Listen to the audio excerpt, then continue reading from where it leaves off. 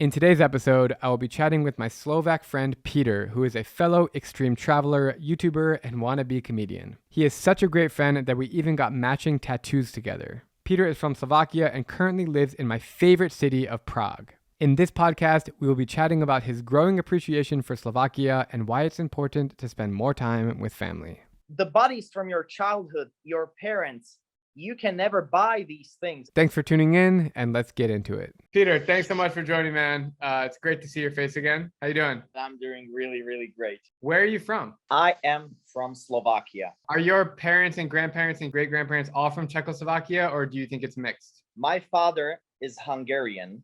My mother is Slovak.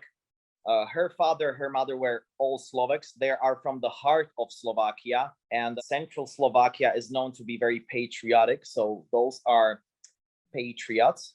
And my father is Hungarian, but he never lived in Hungary because Hungarians are the most populous minority in Slovakia. So my father speaks fluent Slovak. My grandmother wasn't able to speak Slovak, so she was like 100% Hungarian, and I never knew my grandfather, but my father is Hungarian and he identifies as Hungarian, but we always were a family of Slovaks. We only spoke Slovak in our household, so that's my situation. What I love about Europe is the countries are all so small that like you just drive an hour and you're in another country, or 2 hours. Where me, just to get out of Arizona, I'm in Phoenix, Arizona right now, which is in the center of the state. I need to drive 3 hours just to leave the state. In 3 hours, you could be in like, what, 5 different countries if you drive in different directions? 4 at least. Yeah, at least 4 countries. Poland, Austria, Czech Republic, Hungary. Yeah, at least 4 of them. Yeah, four countries. That's incredible. And I think that's why Americans are so fascinated with Europe, and Europeans are not so fascinated with Europe. I know you have a lot of things to say about your country, and listen, you can be honest. I mean, that's part of your content and your storytelling is you're always transparent and honest. So it's okay to let it out, whatever you want to say. And I'm letting people know right away that you are sarcastic sometimes. Peter, what does being Slovak mean to you? First of all, I identify as Slovak because I lived here for 18 years and it's rooted inside me. I'm not sure if it's deeply rooted inside me because I've been living in the Czech Republic 10 years. Since I was 18, I've lived in the Czech Republic, but I constantly move in between these countries. When I was younger, I was very critical towards my country, and I still am, but I'm not gonna dig deeper into politics and stuff like this. But right now, the older I get, the more I like and love my country, because we have I always thought like Slovakia, it's such a small country, we don't have any cultural heritage. But the older I'm getting, the more I realize that there's a lot of cultural heritage. There's beautiful landscapes. The nature is amazing. The people are great, but there are some issues sometimes with the people. But in general, we are very hospitable, very generous. So I can say I'm proud, but there are some things I would change. When you say issues with people, and I don't want you to get too into politics, just scratch the surface. People are wondering, what are these issues? There's this thing with every country from the former Soviet bloc. We were not part of the Soviet Union, but we were a satellite of the Soviet Union. So we were very influenced. We were not able to travel. Everything that was foreign to the back in the past was considered dangerous. And the older generation, they kind of avoid everything that's new and foreign. And I don't want to say that the older generation tends to be a bit racist, but there's just something inside them, like they're not so acceptable. The older generation, especially in the rural regions where the education system is not so developed. So this is probably my biggest problem with Slovaks. Apart from that, we're, again, as I said, very generous, really nice people, hospitable, but some people from the older generation have this inside them. Like I'm not sure if it's hatred towards foreigners or hatred towards something that's new, but you just have to understand that this is due to the communism and due to the Soviet bloc, because we were not able to travel. Everything that was foreign was just not accepted. What you're saying is true all around the world. Like people, the younger generation who live in the cities are more open-minded and can adapt to other cultures. and the people in the countryside are way more traditional and deeply rooted. And frankly, they had a different like education system growing up in Czechoslovakia.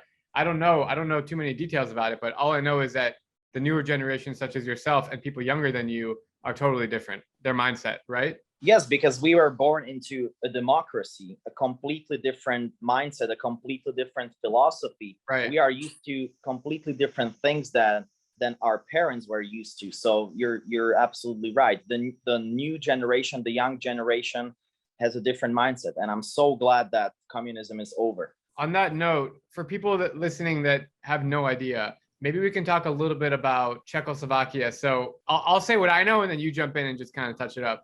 Before 1993, the Czech Republic and Slovakia, present day Czech Republic and Slovakia, were one country, even though they had the dialects were still different. Like the Czech dialect and Slovak, they still existed because they're kind of far apart. You got to drive several hours, but it was communist, and it was under one authoritarian government. 1993, after Berlin Wall falls and communist ends, that 1993 is a couple of years after that, but that was the time where they decided, okay, we want different governments. But it's so crazy to me because you're still the same race, you're still the same rooted people, and there's somewhat of a rivalry between the two countries. And I'm saying that because I lived in the Czech Republic. I studied abroad there for 6 months. It was how I got obsessed with traveling. It was my first time experiencing new cultures and drinking as a 20-year-old and going crazy in all the bars and clubs in Czech Republic, and I loved it. But when they look at Slovakia, they kind of just like, Czech people feel better. And it might be the same in Slovakia, I don't know, but Czech people feel like they're a little bit more advanced. Economically, they're better. They just do things their own way. And this is all coming from my perspective as an American living in Czech Republic. Speak a little bit about just confirming what I said, or maybe I missed some details about Czech Republic and Slovakia, and how are they different today? You are absolutely right. We were always, let's say, the industrial part of Czechoslovakia. I'm going to be honest, we were always less educated. We were more rural. Industry was blossoming here. And Czechs were always more about culture, making movies, making music, and stuff like that. And it's still like that because you can never erase this. And a lot of people actually think that we're like brothers. We're the same. But living in the Czech Republic in the last 10 years, I can spot so many differences, so many differences. Like, they're still the closest nation to us. We can understand each other perfectly because Czechs are always used to Slovak language and vice versa since birth. But when it comes to differences, we are definitely more traditional and conservative. Czechs were always more open-minded. I think it comes to the past when they were just more, can I say this, bohemian? Yeah. It's like a bohemian lifestyle. They like to compose music, make movies. They're more artistic. And we were the hard workers that didn't have the energy for that. We are definitely more religious. I think that's connected to the traditions and being more traditional and conservative. I think Czech Republic has the most atheists in the world. They're not religious at all. So that's a huge difference when you're speaking about two countries that were one country just 27 years ago. And I think they're definitely more liberal. Both of our politicians suck, but I'm not going to get deeper into that. You said that there's a rivalry, but it's a very friendly rivalry. We were always friends. We were always like brothers. We were their little brother and they were our older brother. So I think when it comes to differences, these are the main differences. When you meet other people around the world and you tell them you're from Slovakia, what do they say? And how does it make you feel to represent Slovakia as a traveler? The reaction is always the same. Where? Slovakia. Or they think that I'm from Czechoslovakia, because a lot of people still think that Czechoslovakia still exists, but most of the time they have no clue. So sometimes, because I like to make fun of things, sometimes I make up a name of a random country, like I'm from Jamaherasa, and they're like, oh, all right, where's that? Europe? Because I know that they would never know where Slovakia is. And how does it make you feel? You have to explain to them. It honestly feels, I feel so exotic, because imagine you live somewhere and you don't have the geographical knowledge that you have right now, and you meet someone who's from a country you never heard about.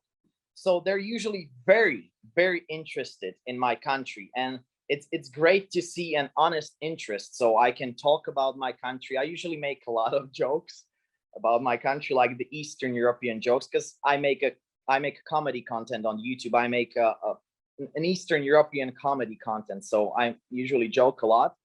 But when we're having like a normal, proper conversation, I answer normal questions, and they're so curious about the country. And it makes me feel really cool and exotic. Let's talk about the good things about Slovakia, because personally, I love Slovakia, so we should give it some credit. Maybe somebody's hearing about Slovakia for the first time listening to this, and they only have 1 week to spend.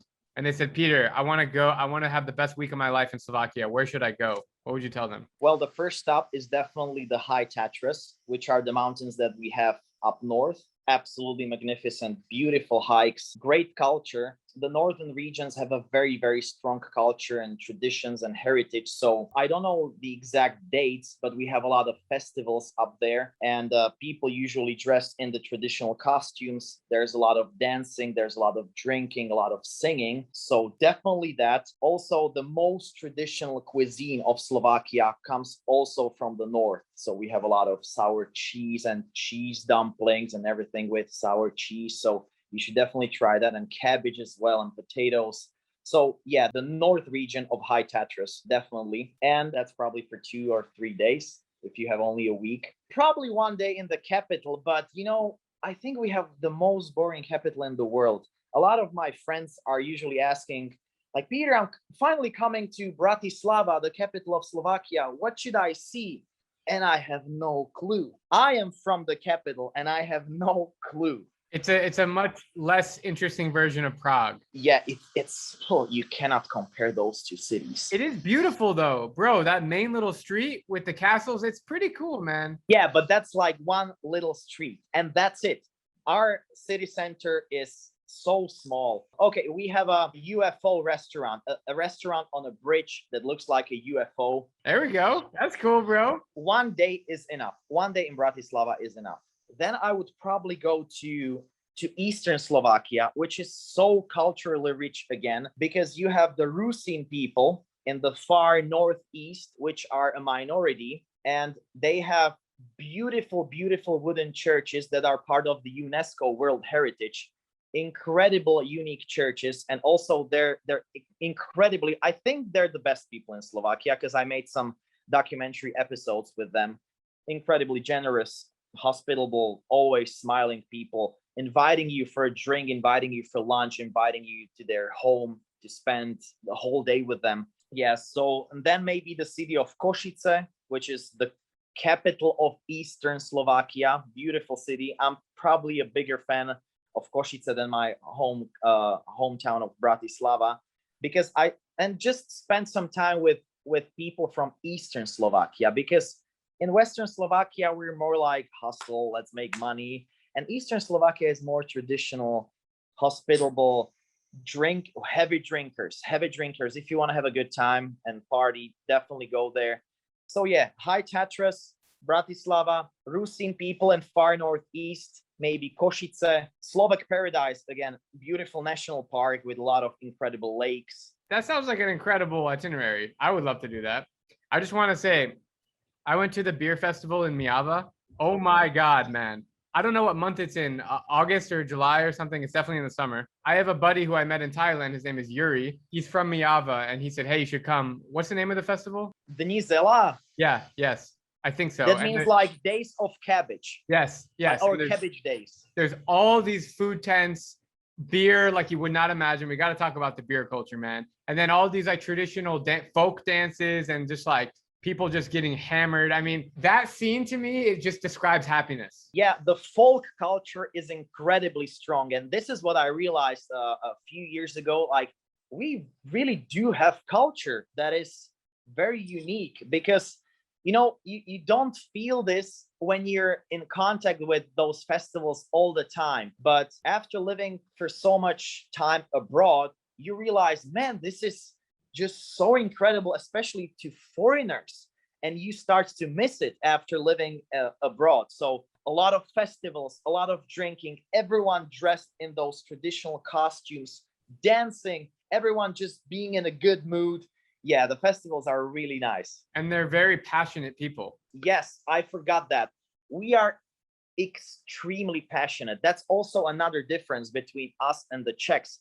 I don't think Czechs are like, okay, let's have another beer or let's have another glass of wine and let's just smoke a cigarette. But we're like, let's drink, let's party, let's have one more. Come on, join me. Let's join this party. And like, yeah, we get very passionate about anything. This makes me so happy for many reasons. One, you're so passionate in describing your passion for Slovakia. So we hung out for like a week straight, or I don't know, a couple of years ago, and you were just like so like loving Prague and like, I'm never going to move back to Slovakia. Now it sounds like you actually have interest to move back. You're absolutely right. And this is my biggest dilemma right now. Because as I get older, I realize that life is about relationships, and I have family here in Slovakia. My best friends are here.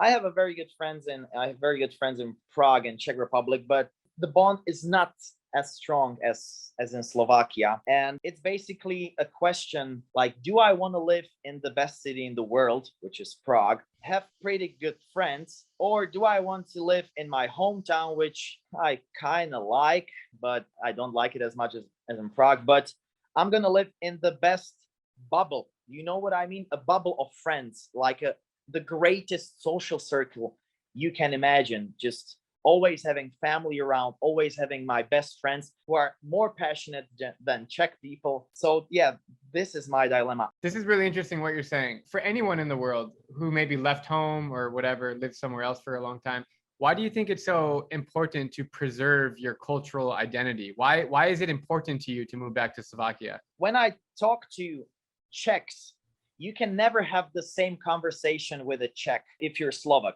If you lived in a certain country since you were a child, you just know how it works. I'm a comedian, so when I talk to someone, I usually, I'm very sarcastic. And it's different when you're talking to a Czech. They don't know the Slovak things, the funny Slovak things, the things that happened, the shitty celebrities that we had, the funny stories, the funny political stories. And it makes me feel alive. Just these conversations. Like, I don't need to describe who that guy from Slovakia is, because the person from Slovakia already knows that guy, that celebrity or someone, because they've always lived here and they know the customs. Don't you have the same feeling? Like, it's different when you're talking to your buddies from Arizona. Yes. So I was going to relate myself to your story. I moved back to Arizona. I never thought in a million years I would live back here. I lived in Prague. After Prague, I moved to Korea for 2 years. I lived in Vietnam, Hanoi. I lived in Bangkok for 18 months. I lived in Manila for a year. And in between, I traveled to every country in the world. I only have 2 left as we speak. And then all of a sudden, I looked at Deanna and we were like, where are we going to live? We looked in LA. It's like at least $1 million for a tiny 1-bedroom, at least. And we wanted to buy a property. And then we looked around and we're like, you know what? Arizona's pretty nice. I haven't seen my parents that much in the last 10 years because I've been traveling. My 2 sisters, who I haven't been as close with, and my 3 best friends in the world who I grew up with are all here. And for the exact same reasons that you just said, I moved back here. I bought a house. I'm in my house right now. It's a beautiful, 4-bedroom. Come here and visit. You have your own room and guest room. I'm building a whole putting green in my backyard because I love golf. And then I realized, like, if I need to go to LA or I need to go anywhere, I'll just jump on a plane, dude. I live 15 minutes from the airport. So that's it. These are the priceless things in life. The buddies from your childhood, your parents, you can never buy these things. And as you get older, you realize that these are the things that really matter. I have the same situation like you. I lived in the US, in Argentina, in Oman, in Tanzania. And I never thought that I would come back to Bratislava because I've always hated my hometown. I don't hate it right now, but when I was younger, I could never imagine. And look at me now, thinking about coming back. And it doesn't sound that bad suddenly. Dude, we're having a bromance moment right now because we're about the same age. We've had similar life. We're both like full-time YouTubers, travelers. And then now we're like coming to this realization where we're moving back home. It doesn't mean we're going to stop traveling. I can't wait for next year. Now that I've finished the countries, I'm going to chase the story instead of chasing the country. So I'm going to go wherever the story is and just have more camera guys and just kind of elevate the production, better editors, better sound design, and just kind of make more quality videos, which is part of what I want to do next. And so I'm super excited, like going to Siberia. And you're finally going to have the opportunity to discover the country a little bit more and deeper, True. which is also really priceless. We just hit it spot on, and it's great. Like we haven't really properly caught up in a while. So it's really cool to have this conversation and then be on the same page with life.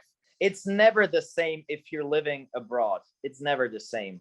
And this is especially bad for people that left their countries which are not really developed, or if there's a war in that country, because you can never fully integrate. I mean, fully 100% integrate into a different culture. And it's so sad. What's interesting about the United States is that everybody here is an immigrant, unless you're a Native American, which there is a significant population. But the heavy majority of people in this country are all European background, or their grandparents came from Africa or Latin America. It's fascinating, but it's also sad because the culture here is what, like I'm fully Jewish, and all my grandparents on both sides, they came from either Austria or Germany or Lithuania or Russia. So I'm fully European by blood. I'm also fully American because I grew up here and I don't have close ties with those countries. So I think it's so cool that in Europe, and yet once again, this like American jealousy is like you can still be so close to your roots and your culture and tradition. And even if you're in the next country over, you still feel that. Whereas in the US, you lived in the US. I want to hear your thoughts on my country. Like it's such a melting pot of cultures that we kind of lose sense of this cultural identity. And I think it's kind of sad. I want people to like reconnect where their grandparents are from, learn the languages, start eating the foods, because otherwise, if we keep moving in the direction that we are moving, then nobody's going to have any place to call home. I completely agree with you. And I don't think that you want my view on the US. I would love your view on the US. If you're comfortable saying it. I had the worst time in the US. Please tell me why. I don't want to generalize. I lived in California. I lived in San Diego. I absolutely didn't enjoy it. Well, I think I talked about this in the past, and I'm really sorry if this offends anyone from California. I absolutely enjoyed New York, Texas. I enjoyed Colorado, but I really didn't enjoy California because I am from Slovakia. Coming back to Slovakia, I am from Slovakia, and there's one thing we have absolutely different from the Americans, and it's something that I really value. It's one of my fundamental values, and that is pure 100% honesty. We are incredibly honest to even like a negative extent. If someone's an idiot, we usually say, "You're an idiot. Don't talk to me." When I was in the US, and this is just my point of view, if you're talking to an idiot, you usually say, "Hey, how are you doing? Have a nice day."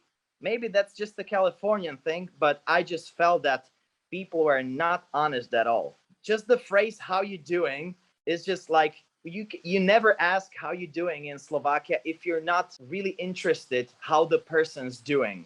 I'm not sure if this is just the Californian thing, but there were a lot of people just promising me stuff and giving me false hope to a lot of things, and it never materialized. So I sued a guy in California. The only place where I had anxiety attacks was California. I had the worst housing situation. I had the worst job situation in California. I'm not a big fan of California. I'm really sorry. It's okay, man. I'm like so happy that you're saying this because I want Americans to know how other people feel about our country. And But again, when I was in Texas or in New York, I absolutely adored Texas. There was something about Texas that felt more honest and natural and authentic. I don't know. I really don't know. It's the truth. What you're saying is absolutely right. Like southern states, they have this warmth and hospitality, and this is what I lacked, the hospitality and the warmth. If you go to Georgia or Alabama or Mississippi or Louisiana, you will find very, very, very hospitable people that will look at you in the eyes and speak to you and be honest. There is definitely that sense of fakeness in California. Even here in Arizona, like when you meet people, it's that fake smile. Hey, how you doing? And you ask all these questions, but in the back of your head, you're like, I don't care about you at all. It's like the classic supermarket example. And I think about this all the time as a traveler. When you go to the supermarket, when you check out with the groceries, all of a sudden, like they ask these questions, or the person checking out will be like, "Oh, how's your day going? What's going on?" And I see it every time I go to the grocery store, and there's all this like micro conversation, like, "Oh yeah, my kid, I got to pick him up from school. He's at soccer practice," and all this stuff. When you go to other countries, especially in Europe or in the Philippines where I live, you are never going to engage in those conversations with people. They don't care about you, and that's lovely. You don't have to put on a fake smile. Also, in the US is like this fake friendship where it's like you become best friends like this. I met you today and you're my best friend already. But this is just my perspective. No, I'm agreeing with you. There are different types of people. California was just not suitable for me. I know that there are a lot of people. I spoke to a lot of Europeans that went to California, that lived in California, and they absolutely enjoyed it. They enjoyed the avocado smoothies and yoga mornings, but that's just not me. Dude, you're so funny. I love my country. I'm saying that your points are valid. I do love San Diego. I love California, but there's definitely a sense of fakeness among the American personality, I feel, in a lot of the big cities. And I think that's something to point out. It's something that I'm used to growing up. And then I went to other countries and dude, like the tipping culture, when you go to a restaurant, people hear the service is so good because they want your tip. So the waitress will come over, they'll check on you 5 times, ask you how your day's going. Like, oh, how was the food? Can I get you anything more? When you go to Prague or Slovakia, when you sit down at a restaurant, they don't give a shit that you entered the restaurant. They don't care about you. They don't look at you in the eyes. They'll just they'll walk over with a pencil and say, what do you want? Okay, cool. And they'll come and bring you your beer and they will not say a freaking word to you until you check out. That is crazy to me. Exactly. And it's something I grew up with. I saw it since my birth. And I absolutely enjoy that the waiters are just like that. When you go to a pub in Prague and you don't order a big beer, the waiter will make fun of you. Like, you only can get huge beer. If you order a non-alcoholic beer or a small beer, he will either decline, like, no, I'm not giving you that. We have that on the menu, but I'm not giving you that. And I absolutely love that. How rude those old traditional bartenders are. Bro, you took me to that last time we were filming and you took me to that old Czech bar. And the guy with the mustache, he's so rude, man. He just pours the beer and moves on. He doesn't even care about you. I love it, dude. Yeah, it's one of the most famous bars in Prague. It's called Ujelinku. And if there's someone listening to this podcast or watching this video, and if there's thinking about visiting Prague, you should definitely check out that bar, because that's like the traditional Czech bar with that rude bartender, but the best beer you can have. He's actually not rude. If you sat down with him, he's probably the nicest, funniest guy ever. And in general, they don't smile at you from the outside, but they are really like genuine people. If you get to know us, like,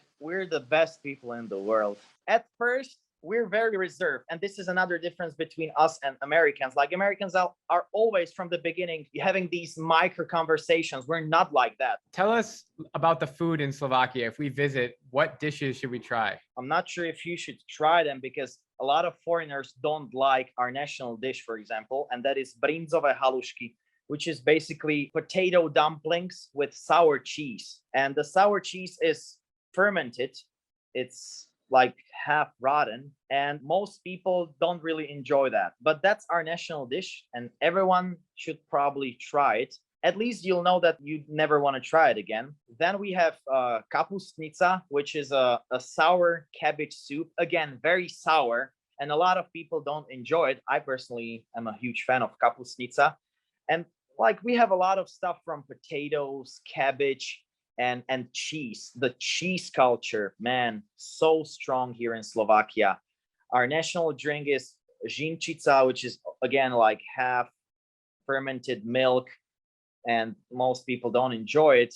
Yeah, a lot of cheese products. We have these cheese strings called korbáčiky, which in translation means little whips. They look like little whips, and they're very, very salty, again from cheese. Then there's another very, very important part of our culture, and those are spirits that you drink. And there's this saying that we can make a spirit out of everything that grows on trees or on bushes or on bushes. So we have the plum spirit, we have apple spirit, pear spirit, all the spirits, cherry spirit. So that's, again, very, very important. Is it like slivovice? Is that what it's called? Yeah.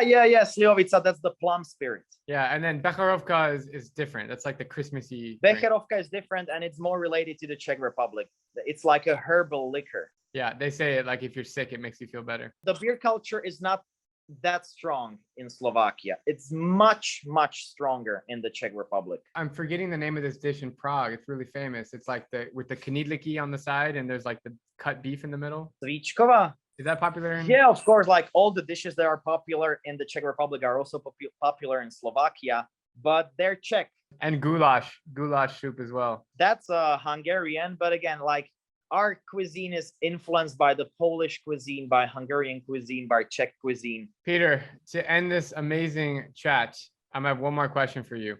If you could give one message to every person in the world listening to this right now, what would you tell them? Just do something. Just don't be idle, because that leads to unhappiness. And doing things, that leads to finding your passion. And I think we both can agree on that. We tried a lot of things. You were a teacher, I was a financial analyst, but we did things that we found interesting.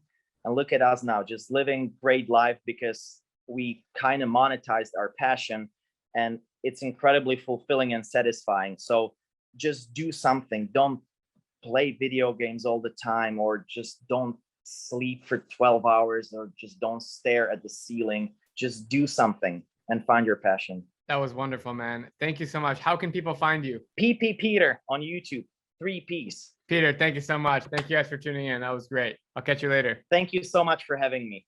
Thank you so much for tuning in to this podcast episode. If you feel inspired by this conversation, please share it with somebody who would enjoy listening. And if you're here for the first time, make sure to subscribe on Apple Podcasts, Spotify, YouTube, or wherever else you get your podcasts. Also, don't forget to leave a review. Every week, I'm going to be looking through them and highlighting my favorite one. And with that all being said, I will see you guys next week.